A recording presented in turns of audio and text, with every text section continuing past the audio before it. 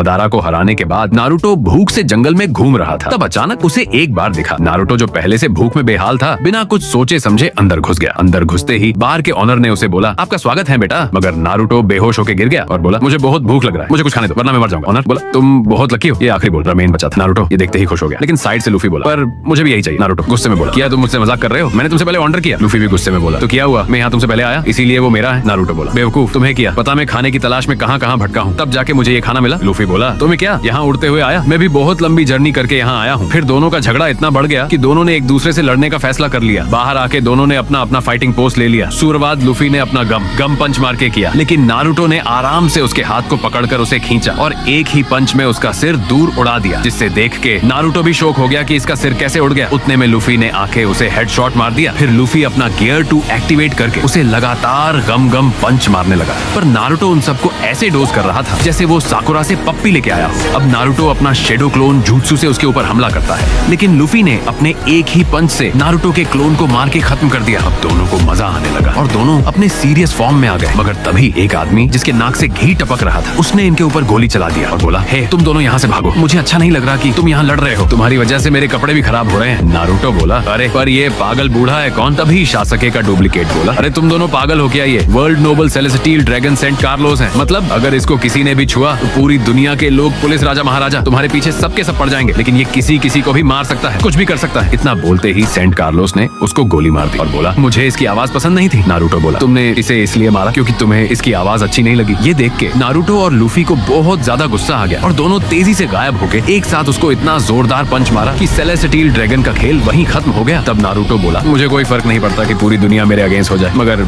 ये बूढ़ा इसी लायक था। इसके बाद लूफी भी उसको पूछता है, क्या तुम मेरे क्रू में आओगे? नारुतो बोलता है, क्रू वो क्या होता है? लूफी बोलता है, वो फ्रेंड्स का एक ग्रुप है जिसके साथ हम नए नए एडवेंचर पे जाते हैं। नारुतो बोला, समझ में तो नहीं आया, मगर सुन के अच्छा लगा, पर मैं तुम्हारे क्रू में नहीं आ सकता क्योंकि मेरे खुद के कुछ ड्रीम है। मैं एक दिन महान होकर बनूंगा। लूफी भी बोला, मैं भी एक दिन वन पीस ढूंढ के पायरेट किंग बनूंगा। अब दोनों वहाँ से चले जाते हैं, लेकिन लूफी को ढूंढते ढूंढते जोरो वहाँ आ जाता है और उसे एक पोर्टल खुला दिखता है, तो वो उसके अंदर चला जाता है, ये सोचकर कि लूफी अंदर होगा। मगर उसे अंदर आने के बाद उसे पूरी एकत्सुकी की टीम दिखाई देती है, जिसमें पेन, इताची, देदार, काकुजो, हिडान, सासुरी, किसामे, जेत्सु, कोनन, ओबिटो होते हैं। पेन उसको बोलता है, ये हमारा हाइड आउट कभी कोई ढूंढ नहीं पाया, तुमने इसे कैसे ढूंढा? जोरो घबरा के बोला, अरे बस मेरी सिक्स सेंस मुझे हमेशा सही रास्ता दिखाती है। तब पेन बोला, इसे खत्म कर दो। ये सुनते ही जोरो अपने असली फॉर्म में आ गया और अपना स्वॉर्ड निकाल के डायरेक्ट पेन के ऊपर हमला कर दिया। पेन उसे इजीली रोक के अपना ऑलमाइटी पुश मार दिया। उसके वार से जोरो दूर उड़ गया। जमीन में दरारें आ गई और धूल मिट्टी उड़ने लगी, लेकिन जोरो को कुछ नहीं हुआ। वो हंसते हुए पेन को बोला, वाह तुम्हारी ताकत तो लाजवाब है। पेन बोला, इताची, हिडान इसे तुम संभालो और बाकी सब मेरे साथ चलो। इतना बोल के हिडान और इताची को छोड़कर सब गायब हो गए। तब हिडान बोला, इताची मेरे बीच में मत आना, मैं इसको गॉड याशन को बलि चढ़ाऊंगा। इतना बोलते ही जोरो उसको बीच से काट दिया और बोला, एक तो गया, बस दूसरा बाकी है। उतने में हिडान बोला, अरे यार मुझे तो दर्द हो रहा है। जोरो हैरानी में बोला, तुम जिंदा कैसे हो? क्या तुमने भी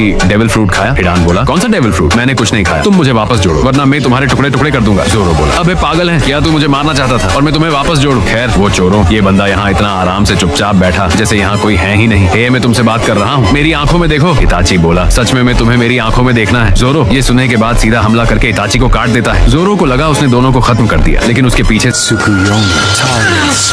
इताची की आंखें चमकी और इताची उसके सामने आके बोला, तुम पहले ही मेरे गेंजुत्सु में ट्रैप हो चुके हो। दूसरी तरफ जोरो हिल भी नहीं पा रहा था। इताची बोला, मैं चाहूँ तो तुम्हें मार सकता, लेकिन मैं तुम्हें मारूंगा नहीं क्योंकि तुम मुझे पसंद आए। मगर जोरो गुस्सा होकर बोला, मुझे मारना है तो मार दो। तब इताची ने उसको अपने गेंजुत्सु में लिया और उसको तलवार से स्टैब करने लगा और बोला, यहाँ मैं सब कुछ कंट्रोल कर सकता हूँ, अब तुम यहाँ बेहतर घंटे तक मेरा टॉर्चर सहोगे। ये बोल के इताची उसको चारों तरफ से स्टैब करता रहा। सब हो जाने के बाद जब इताची ने उसे सीधा खड़ा हुआ देखा तो वो खुद उसकी तारीफ करने लगा और बोला, तुम सच में एक अच्छे फाइटर हो, मेरे इतने वार के बाद भी तुम सीधे खड़े हो, तुम एक वर्दी ओपोनेंट हो। इसे पहले की पेन वापस आ जाए, तुम जहाँ से आए हो उसी से वापस चले जाओ, जल्दी भाग जाओ, वो पोर्टल भी बंद होने वाला है। तब जोरो जल्दी से भागा, लेकिन इताची ने उसे बोला, भाई तुम गलत डायरेक्शन में भाग रहे हो, पोर्टल उधर है, तुम अपनी दिशा कैसे भूल गए? जोरो गुस्से में बोला, अरे चुप करो, मैं अपनी दिशा नहीं भूला, ये तुम्हारे गेंजुत्सु की वजह से हुआ है। इताची बोला, बस अब एक ही सोल्यूशन है। उसके बाद इताची ने उसे एकत्सुकी में ले लिया।